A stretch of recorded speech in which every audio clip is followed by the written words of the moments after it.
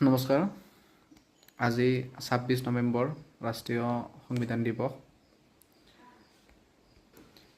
মোৰ মনত চলি থকা কিছুমান চিন্তাক সাঁচি ৰাখিবৰ বাবে আজি মই ইউটিউব চেনেলটো খুলিছোঁ, যাতে এই চিন্তাবোৰ আগন্তুক সময়ত নোহোৱা হৈ নাযায়, মানে মোৰ মনৰ পৰা হেৰাই নাযায়। তাৰ বাবে আজি এই চেনেলটো আৰম্ভ কৰিছোঁ।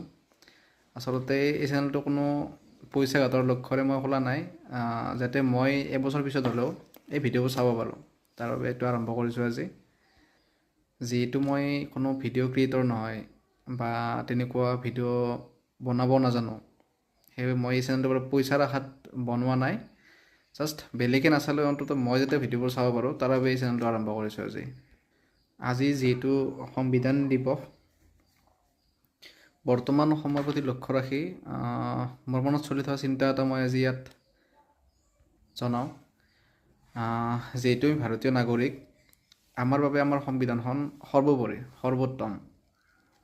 কাৰণ আমি সংবিধান অবিহনে আমি ভাৰতত চলিব নোৱাৰোঁ। মই এজন হিন্দু হিচাপে মই সকলো ধৰ্মগ্ৰন্থকে মই সন্মান জনাওঁ, শ্ৰদ্ধা কৰোঁ, কিন্তু সকলোৰে ওপৰত মই মোৰ সংবিধানখন ৰাখোঁ। যিহেতু আমি সংবিধান মতে চলিব লাগিব, তো তাৰে কাৰণে মই সংবিধানখন সদায় ওপৰত ৰাখোঁ, যাতে কোনো ধৰণৰ ভুল নহয় মোৰ দেশৰ প্ৰতি।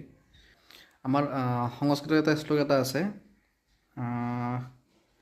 মাতৃভূমি স্বৰ্গৰূপী গঢ়ি, মানে আমাৰ জন্মভূমি স্বৰ্গতকৈও ধুনীয়া।